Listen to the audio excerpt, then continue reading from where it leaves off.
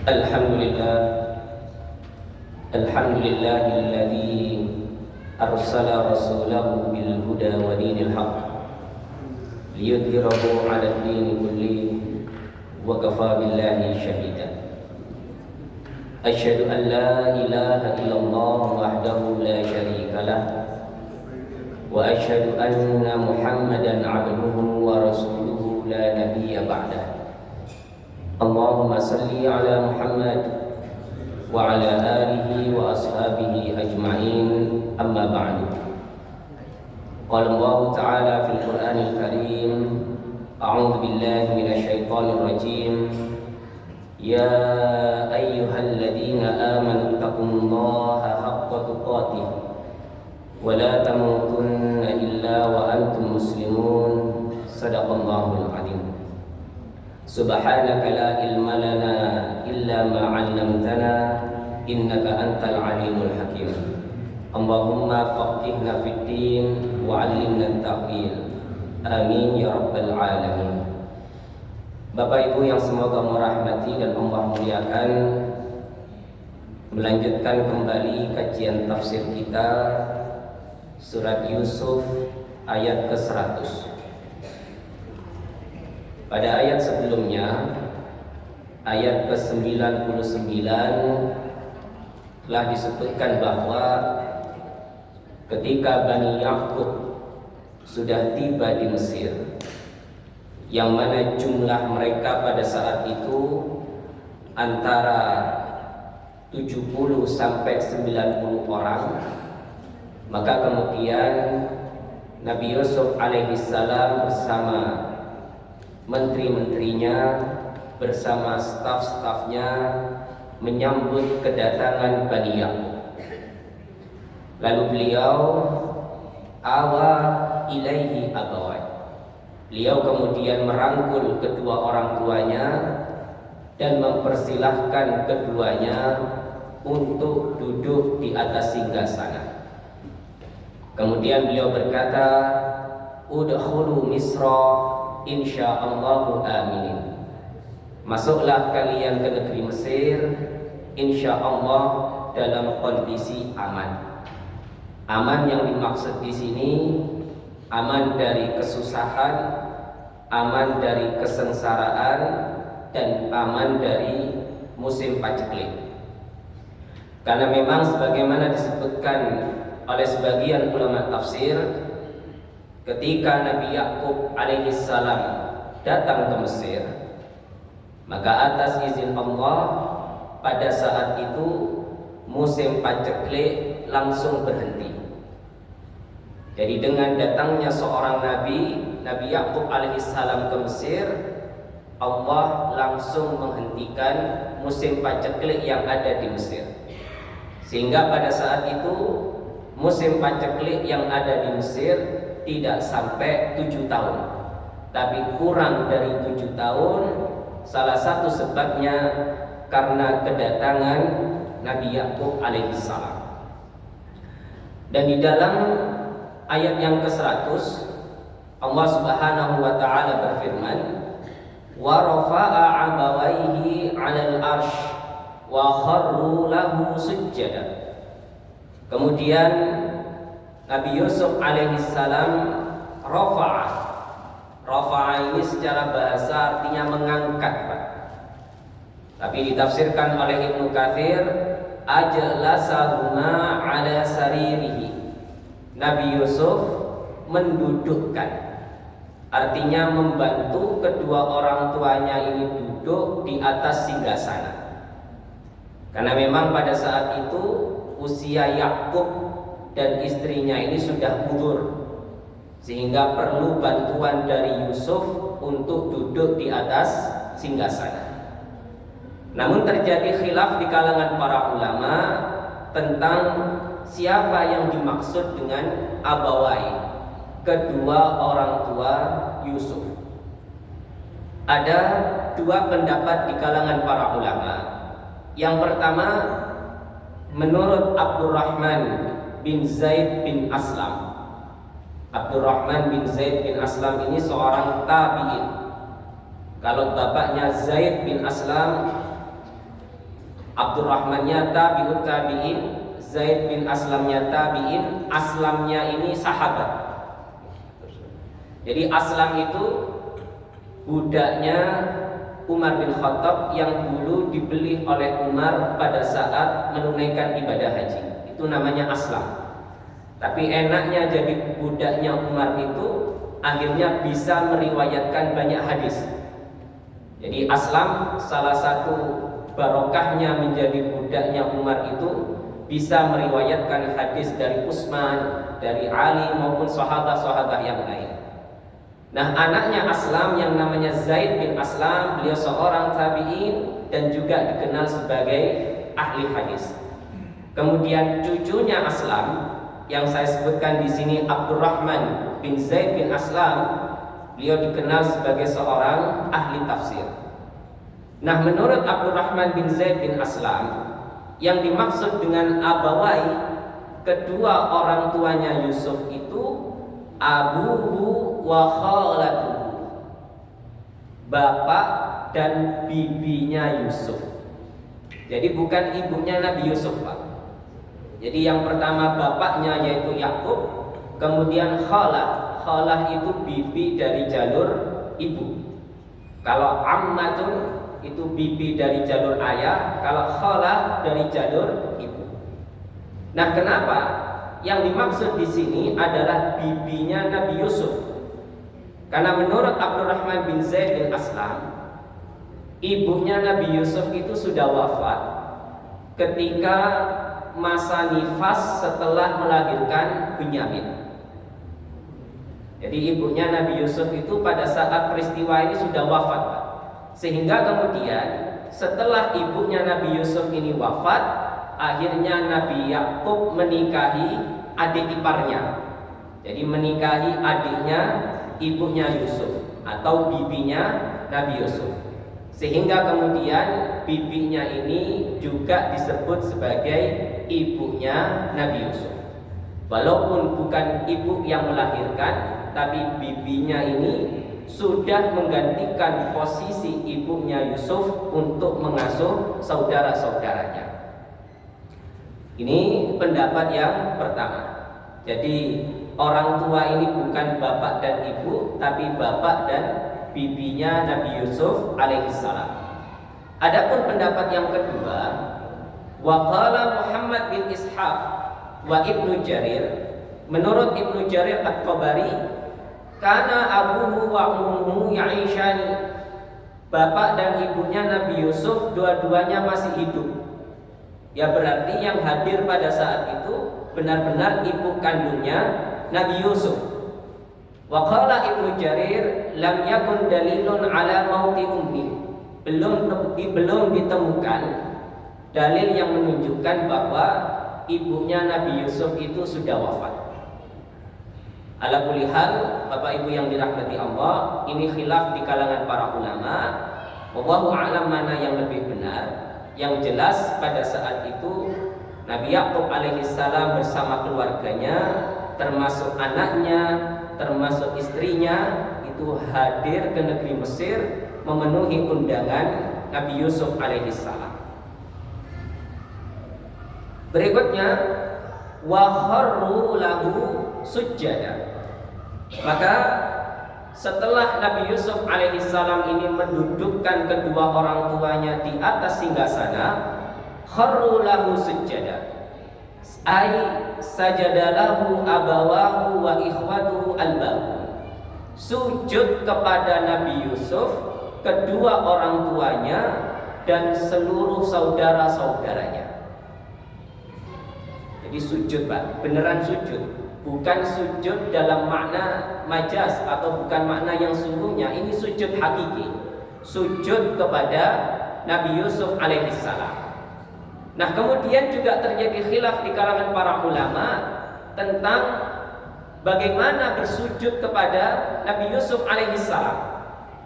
Nah, di sini saya simpulkan ada 3 pendapat para ulama di dalam memaknai wa kharru lahu sujjada. Kharru itu artinya menyungkurkan, jadi langsung dilosor sujud. Nah, itu namanya kharru lahu sujjada. Makna yang pertama, yang bersujud kepada Yusuf itu sebagaimana yang saya sebutkan tadi, semua keluarganya. Jadi ayahnya, ibunya, dan seluruh saudara-saudaranya bersujud kepada Yusuf. Dan ini memang ditegaskan dengan ayat yang sebelumnya, ayat yang keempat, ketika Nabi Yusuf alaihissalam melaporkan tentang mimpinya kepada ayahnya. Beliau mengatakan, inni ra'aitu ahada asyara kaukaba. Aku melihat ada 11 bintang. 11 bintang ini saudaranya Nabi Yusuf. Wasyamsa, dan matahari yaitu bapaknya. Wal qamar, dan bulan yaitu ibunya. Ra'aituhum li sajidin. Aku melihat semuanya bersujud kepada. Berarti yang bersujud itu tidak terkecuali termasuk orang tuanya. Nah, cuman yang dimaksud dengan sujud kepada Nabi Yusuf ini bukan berarti sujud menyembah Nabi Yusuf, Pak, bukan. Tapi sujud kharru lahu sujada ini sujud sebagai bentuk penghormatan kepada orang yang ditakdimi. Jadi memang salah satu kebiasaan umat terdahulu itu kalau mereka menghadap kepada raja, menghadap kepada orang yang dihormati, itu tidak sekedar membungkukkan badan saja, tapi juga sampai sujud. Jadi sujud ini sebagai bentuk penghormatan kepada orang yang dianggap ditakzimi pada saat itu. Nah, termasuk Nabi Yusuf alaihissalam. Dan disebutkan oleh Ibnu Katsir, hadza jaisun min ladun Adam ila syariati Islam ila syariati Isa alaihissalam. Kebiasaan semacam ini atau syariat semacam ini dibolehkan sejak zamannya Nabi Adam sampai zamannya Nabi Isa alaihissalam. Jadi tidak berhenti pada zamannya Nabi Yusuf. Sampai zamannya Nabi Isa itu masih ditemukan tradisi semacam ini, sujud kepada orang yang dihormati. Fahurrima hadza fi hadhil millah wa ja'ala sujud mukhtassan bi janibir Rabb subhanahu wa ta'ala. Tapi kemudian sujud ini, sujud kepada makhluk maksudnya, itu diharamkan kepada umatnya Rasulullah SAW, dan sujud hanya dikhususkan kepada Allah. Jadi kita harus memahami, Pak, kok bisa sujud kepada Yusuf? Nah, karena memang syariatnya belum dihapus. Jadi salah satu hikmah Islam itu sebagai agama yang terakhir, Al-Quran itu sebagai kitab yang terakhir, itu diantaranya untuk menghapus syariat-syariat sebelumnya. Kemudian makna yang kedua, makna sujud dalam ayat ini, as-sujudu syukran lillah. Sujudnya itu bukan menghormati Yusuf, Pak, tapi sujud sebagai bentuk syukur kepada Allah. Jadi kalau kita menggunakan pemahaman yang kedua ini, berarti sujudnya itu sebenarnya bukan untuk Yusuf. Al-masjud yang disujudi itu sebenarnya tetap Allah. Tapi menurut pendapat yang kedua ini, Yusuf hanya dijadikan sebagai kiblat untuk sujud. Jadi arah sujudnya itu kepada Yusuf, kiblat sujudnya itu Yusuf. Tapi mereka meniati sujudnya itu hanya kepada Allah. Karena tidak mungkin, Pak, sekali bernabi Yakub itu bersujud kepada makhluk, kepada anaknya sendiri, itu tidak mungkin.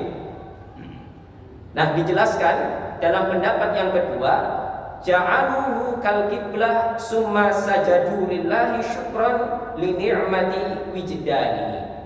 Makna kharru lahu sujada, saudara-saudaranya Nabi Yusuf termasuk orang tuanya, mereka menjadikan Nabi Yusuf sebagai kiblat. Kemudian mereka bersujud kepada Allah syukran, sebagai bentuk terima kasih mereka ala ni'mati wijdani, karena sudah dipertemukan dengan Nabi Yusuf alaihissalam. Sama dengan ketika ada orang mengatakan seperti ini, Bu. Sajadtu lil kiblah. Saya sujud kepada kiblat. Apakah kemudian artinya jenengan sujud menyembah kiblat? Boten. Maksud sajadtu lil kiblah itu artinya saya sujud menghadap kiblat, bukan menyembah kiblat. Makanya tadi juga dikuatkan tidak masuk akal. Ini menurut Fakhruddin Ar-Razi, tidak masuk akal kalau sampai sekali bernabi Yakub itu mau bersujud kepada makhluk, apalagi kepada anaknya sendiri yaitu Nabi Yusuf alaihissalam. Pun kemudian makna yang ketiga, wa kharru lahu sujada, bersujud kepada Yusuf itu benar-benar sujud, Pak. Tapi yang bersujud itu hanya saudara-saudaranya saja tanpa orang tuanya. Jadi sing sujud niku namun 11 orang saja. Nah, orang tuanya tidak ikut sujud. Kenapa bisa dimaknai demikian? Karena kalau kita lihat dalam ayat ini, Nabi Yusuf alaihissalam sebelum saudara-saudaranya itu sujud kepada beliau, beliau sudah mendudukkan orang tuanya di atas singgasana. Jadi Nabi Yusuf itu paham, Pak. Oh, kebiasaan masyarakat setempat, kebiasaan orang saat ini itu mereka pasti akan bersujud kepada raja. Maka karena beliau tidak ingin orang tuanya itu sujud kepada beliau, akhirnya beliau amankan dulu orang tuanya. Rafa'a abawahi alal arsh, orang tuanya didudukkan dulu di atas singgasana, baru kemudian benar ternyata saudara-saudaranya langsung bersujud kepada Yusuf. Nah, salah satu dalil yang menunjukkan bahwa yang bersujud itu hanya saudara-saudaranya saja, yaitu lafaz sujjada. Wa kharru lahu sujjada. Mereka menyungkur dalam kondisi bersujud. Nah, makna sujjada ini, Pak, sujjada ini tidak dikembalikan kepada orang tuanya. Kenapa? Karena kalau seandainya orang tuanya Nabi Yusuf itu ikut sujud kepada beliau, maka lafadznya menjadi kharru lahu sajidin. Jadi sajidin itu jamak, sedoyo tumut sujud. Tapi ternyata dalam ayat ini kan tidak. Allah mengatakan kharru lahu sujada, berarti ada yang tidak ikut sujud. Sedangkan dalam mimpi beliau, ra'aitu ahada asyara kaukaba wa syamsa wal qamara ra'aituhum li sajidin, apa sujada? Sajidin. Jadi kalau dalam mimpinya semuanya ikut sujud, tapi dalam takwil mimpinya, kenyataannya ternyata yang ikut sujud tidak semuanya, tapi hanya saudara-saudaranya. Jadi inilah mengapa digunakan lafaz sujada, sujud itu hanya saudara-saudaranya, bukan sajidin. Kalau sajidin berarti orang tuanya juga ikut bersujud kepada Nabi Yusuf alaihissalam. Dan dalil larangan tentang bersujud kepada makhluk ini banyak kita temukan dalam Al-Quran dan hadis Nabi SAW. Jadi tadi telah kami sebutkan, sebelum zaman atau umatnya Nabi Muhammad masih dibolehkan sujud kepada makhluk. Mulai dari Adam sampai Isa boleh sujud kepada makhluk. Tapi begitu datang Islam, dihapus syariat itu dan hanya boleh bersujud kepada Allah. Salah satu dalil yang menunjukkan diharamkannya sujud kepada makhluk yaitu surat Fussilat ayat 37. Monggo jenengan buka surat Fussilat ayat 37. Allah berfirman, "Wa min ayatihil lailu wan nahar wasyamsu wal qamar." Di antara tanda-tanda kebesaran Allah yaitu malam dan siang, matahari dan bulan. Kemudian Allah berfirman, la tasjudu lisyamsi wala lil qamar. Janganlah kalian bersujud kepada matahari dan bulan.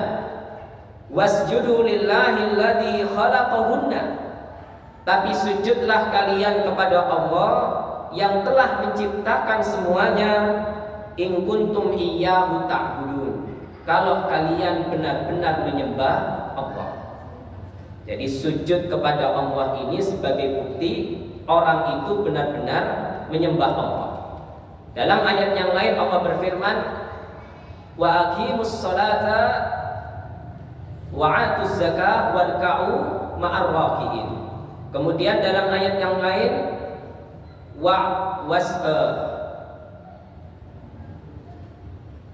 wa'budu rabbakum wasjudu warka'u wasjudu wa'budu rabbakum waf'alul khaira la'allakum tuflihun.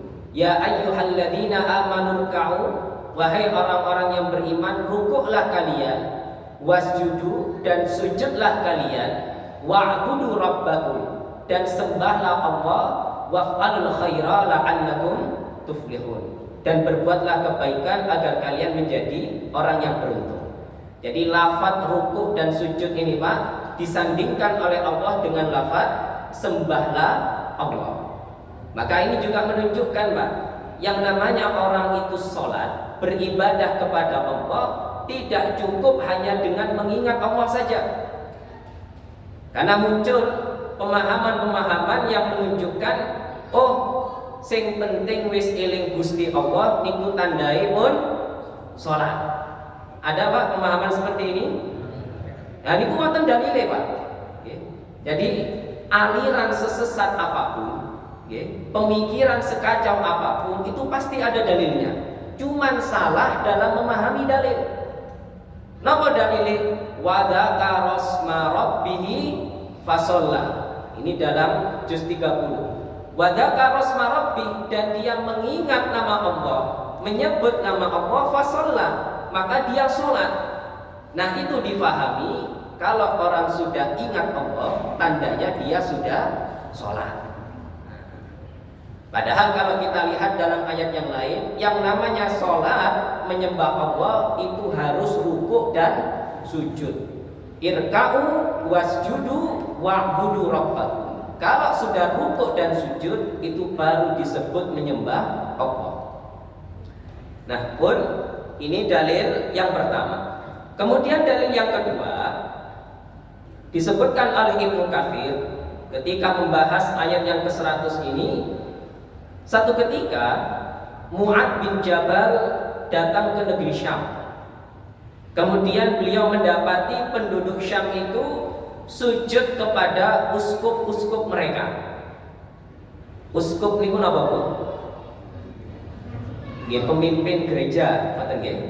Pemimpin-pemimpin gereja. Karena memang Syam pada saat itu didominasi oleh orang Kristen. Falamma raja'a sajada li Rasulillah. Jadi ketika Mu'ad ini melihat orang-orang Syam itu sujud kepada pemuka agama mereka, Mu'ad niru Pak. Kemudian Mu'ad ini langsung sujud kepada Rasulullah. Nah, Rasulullah kemudian bertanya kepada Mu'ad, "Ma hadza ya Mu'ad? Kamu ngapain Mu'ad?" Faqala inni ra'aituhum yasjudun li asfaqihim wa anta ahaqqu an yasjuda laka ya Rasulullah. Wahai Rasulullah, tadi saya lihat orang-orang Syam itu sujud kepada uskup-uskup mereka. Maka saya sujud kepada engkau karena engkau lebih berhak untuk disujudi. Maka kemudian kata Nabi SAW, "Ya Mu'ad, law kuntu amuru ahadan an yasjuda li ahad, la amartul mar'a an tasjuda li zawjiha li'udmi haqqihi 'alaiha." Wahai Mu'ad, kalau seandainya saya dibolehkan oleh Allah untuk memerintahkan seseorang itu bersujud kepada makhluk, niscaya aku akan perintahkan seorang istri untuk bersujud kepada suaminya. Masya Allah. Jadi kalau seandainya boleh, maka sujud itu hanya boleh dilakukan istri kepada suaminya. Kenapa? Li'abmi haqqihi 'alaiha. Karena begitu besarnya hak suami atas istrinya. Itu kalau seandainya boleh Pak, tapi ternyata nggih boten aksa. Karena kalau kita lihat dalam hadis ini, Rasulullah SAW membuka lafadznya, kalimatnya dengan kata lau. Lau itu kan artinya jika, seandainya. Cuman dalam bahasa Arab atau dalam Al-Quran, jika itu disebutkan oleh Allah dengan 3 lafaz. Yang pertama in, kemudian ida, kemudian lau. Nah, ini masing-masing ada perbedaannya. Kalau Allah Subhanahu wa taala menyebutkan lafaz in, ida, lau, ini semuanya masuk dalam harfus syarat. Tapi kalau ini menunjukkan sesuatu yang pasti terjadi dan terjadinya itu sangat cepat. In itu kalau jika. Ya, jika kalau menggunakan in itu pasti kejadiannya cepat. Maka kalau Allah menggunakan lafaz in, kemudian Allah menyebutkan satu kata kerja digabungkan dengan kata kerja yang lain, itu tidak ada huruf penyambungnya, itu langsung, Pak. Misal in tansurullah yansurkum, jika kalian mau menolong Allah, Allah langsung menolong kalian. Jadi Allah tidak mengatakan in tansurullah fayansurkum, tidak ada lafaz fa-nya, huruf fa-nya tidak ada. Berarti kalau orang itu mau menolong agama Allah, pasti langsung ditolong Allah. Ini cara memahaminya. Atau dalam ayat yang lain, apa Pak? Ayat yang ada lafaz in. Napa? Misal in tajtanibu kaba'ira ma tunhauna anhu nukaffir ankum. Jika kalian mau menjauhi dosa-dosa besar, nukaffir ankum, kami langsung hapus dosa-dosa kalian. Berarti langsung, Pak. Jadi kalau in menunjukkan tidak ada jeda dan kejadian itu langsung terjadi secara cepat. Adapun yang kedua, ida. Kalau Allah menggunakan lafaz ida, maka kejadian itu mungkin terjadi tapi tidak terjadi secara langsung. Misal idza jaa nasrullah wal fath, kemenangan Allah dan terjadinya peristiwa Fathu Mekah. Ini kan masih menunggu proses yang panjang, Pak. Oke, masih ada jeda yang agak panjang karena menggunakan lafaz idza. Atau dalam ayat tentang hutang piutang, idza tadayantum bidainin ila ajalin musamma faktubu. Kalau kalian melakukan transaksi hutang piutang, faktubu, maka setelah itu kalian harus mencatat supaya yang dihutangi tidak lupa, apalagi yang hutang geben boten lali. Nah, niku pentingnya nyatet hutang. Kemudian yang ketiga, kalau Allah menggunakan lafaz lau dalam Al-Qur'an, ini menunjuk kepada sesuatu yang mustahil terjadi. Oke, lau. Jadi lau itu bisa jika atau seandainya. Misal Allah mengatakan walau syaa rabbuka laja'alakum ummatan wahidah. Kalau seandainya Allah itu mau, Allah akan menjadikan kalian sebagai satu kelompok. Tapi kan ini mustahil, Pak. Tidak mungkin Allah itu menjadikan kita satu kelompok. Wala yazaluna mukhtalifin. Tapi akhirnya kalian menjadi kelompok yang berbeda-beda, kelompok yang terpecah belah. Maka dalam ayat ini Allah tidak menggunakan lafaz in, idza, tapi lau, menunjukkan bahwa tidak mungkin umat itu bisa bersatu dalam satu kelompok. Atau misal dalam ayat yang lain, lau anfaqta ma fil ardi jami'an ma allafta baina qulubihim. Kalau seandainya kalian menginfakkan seluruh harta kalian, maka tidak mungkin kalian bisa menyatukan hati mereka. Jadi inilah rahasia kenapa Allah menggunakan lafaz lau. Lau itu untuk apa, Pak? Yang mustahil terjadi. Kalau idza terjadi tapi masih ada jangka waktunya. Tapi kalau in langsung terjadi. Dan lafaz lau ini juga pernah disinggung oleh Rasulullah SAW. Beliau mengatakan, idza asabaka syai'un fala takun. Jika kalian ditimpa oleh satu musibah, jangan mengatakan lau anni fa'altu, lau anni fa'altu kada wa kada. Kalau seandainya aku melakukan ini dan itu tidak boleh, Pak. Jadi jenengan dapat musibah apapun, jangan sekali-kali mengeluarkan kata seandainya. Karena memang seandainya itu mustahil terjadi. Lau anni fa'altu kada wa kada. Kemudian kata Nabi, walakin qulu qadarullah. Kalau kalian ditimpa oleh satu musibah atau kejadian, ucapkan qadarullah. Ini sudah takdir Allah, wa ma syaa fa'al, dan Allah melakukan apapun yang dikehendaki. Fa inna lau taftahu amala syaitan, karena ucapan lau atau seandainya itu membuka pintu-pintu syaitan. Jadi orang kalau sudah mengucapkan lau itu seandainya, seakan-akan tidak bisa menerima takdir Allah. Boten legowo ketika menerima takdir Allah. Pun kemudian waqala ya abadi, Nabi Yusuf alaihissalam berkata, ya abadi, wahai ayahku, hada ta'wilu ru'yaya min qabl, ini adalah takwil mimpiku yang sebelumnya. Qad ja'alaha rabbi haqqan, dan Allah telah menjadikan mimpiku itu nyata, benar-benar terjadi. Dan ini juga harus kita pahami Bapak Ibu sekalian, yang namanya mimpi dengan takwilnya itu berbeda. Jadi kita mimpi apa, kemudian takwilnya itu apa, itu pasti berbeda. Seperti Nabi Yusuf, beliau bermimpi yang sujud itu planet, matahari, dan bulan. Tapi yang bersujud adalah saudara-saudaranya. Maka ada seorang ulama di zaman kita sekarang namanya Syekh Muhammad Ali Asy-Syinkiti. Beliau ini dikenal sebagai seorang pakar takwil mimpi. Nah, ini sudah pernah saya share. Jadi beliau ditanya oleh salah seorang audiens atau jamaahnya, wahai Syekh, aku bermimpi, saudariku bermimpi, dia didatangi oleh ayah. Ayahnya ini sudah wafat, Pak. Kemudian ayahnya ini protes kepada saudarinya, wahai anakku, kenapa engkau menguburku padahal ayah masih hidup? Itu kalau orang nggak ngerti takwil itu kan ngeri, ditekani wong sing wis mati. Itu katanya kalau orang sekarang, siapa yang didatangi orang mati, dia akan menyusul, katanya gitu, Pak.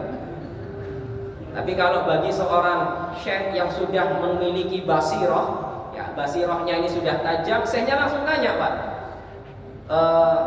wahai fulana, apakah bapakmu itu meninggal karena sakit perut? Iya Syekh, betul. Fahuwa syahid. Kalau begitu ayahmu syahid. Jadi apa hubungannya, Pak, antara sakit perut dengan syahid? Karena ternyata Syekh ini menyambungkan dengan hadis Nabi SAW, siapa yang meninggal karena sakit perut, siapa yang meninggal karena tenggelam, maka dia termasuk syahid. Orang yang syahid itu dalam Al-Quran, wala tahsabannal ladzina qutilu fi sabilillahi amwat bal ahya inda rabbihim yurzaqun. Jangan kamu mengira orang yang wafat di jalan Allah itu sudah mati. Mereka sebenarnya masih hidup dan mereka diberikan rezeki oleh Allah. Jadi maksud bapaknya itu masih hidup karena meninggalnya apa? Syahid. Kenapa syahid? Karena sakit perut. Memang ada bagi sakit perut yang menyebabkan kematian? Ada penyakit namanya GERD. Kalau bahasa Sunda bacanya terus begini, GERD nopo GERD. Nah, GERD ya. Nah, GERD ini memang sakit perut akut, Pak. Dan memang sampai bisa menyebabkan kematian. Maka insya Allah siapa yang diwafatkan oleh Allah dalam kondisi semacam ini, dia termasuk syahid. Nah, dalam kesempatan yang lain, Syekh ini juga ditanya, wahai Syekh, aku bermimpi hujan itu turun. Di saat bersamaan pedang-pedang itu juga turun dari langit dan mengenai beberapa orang. Jadi hujan air, Pak, bersamaan dengan hujan pedang. Dan hujannya ini menghunus, pedangnya ini menghunus beberapa orang. Nah, kemudian Syekhnya bertanya, apakah kamu mendoakan keburukan untuk orang lain? Na'am Syekh, yaitulah doamu sudah terkabul. Tapi kemudian syekhnya marah, kenapa kamu mendoakan keburukan orang lain? Saya dizolimi wahai syekh.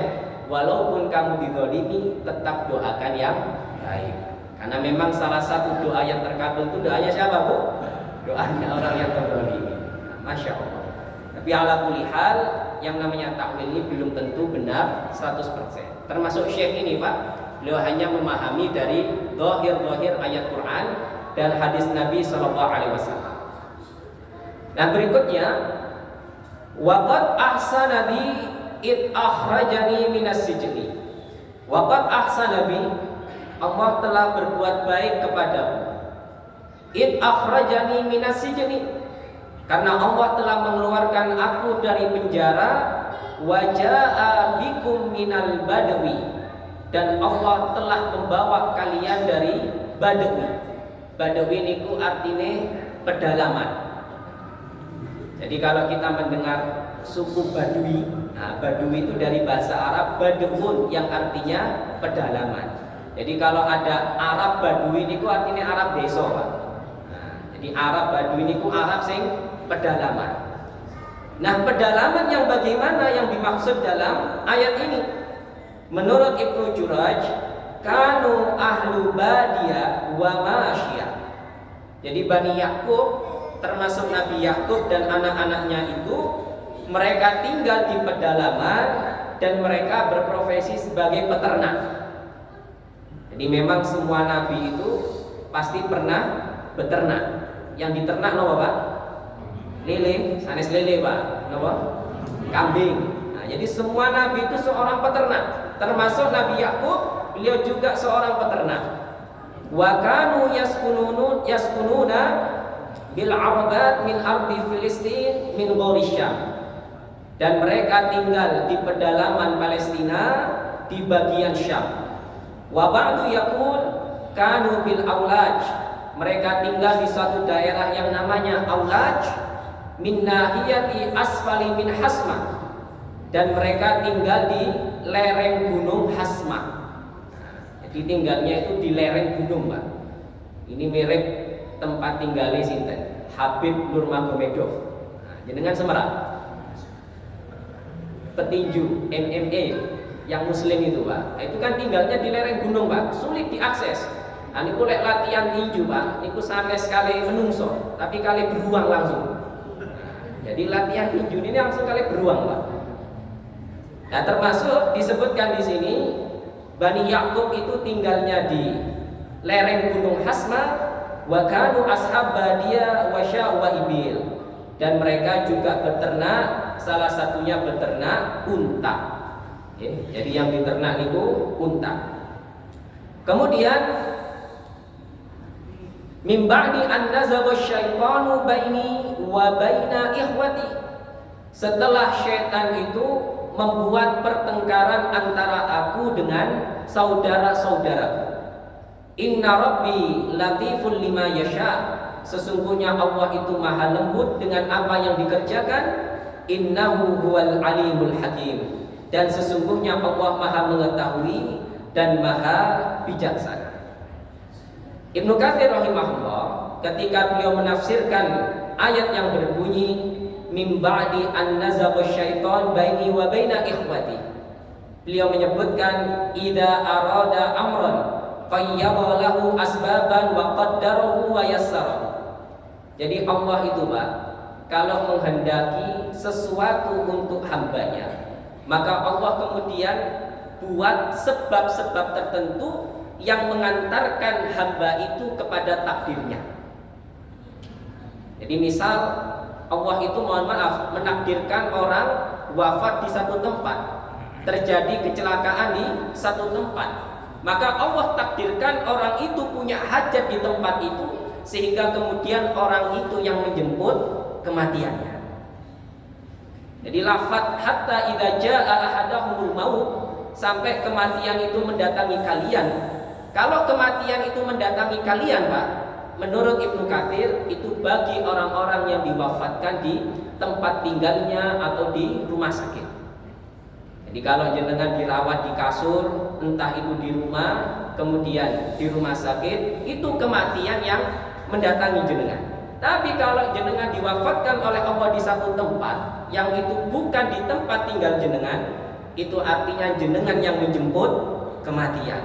Jadi Allah ciptakan sebab-sebab tertentu yang dengan sebab itu manusia menjemput takdirnya.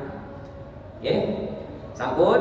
Ini kajian tafsir kita ayat yang ke-100 pada malam hari ini. Mudah-mudahan menjadi ilmu yang manfaat dan barokah. Kita tutup dengan hamdalah, alhamdulillahirabbil alamin.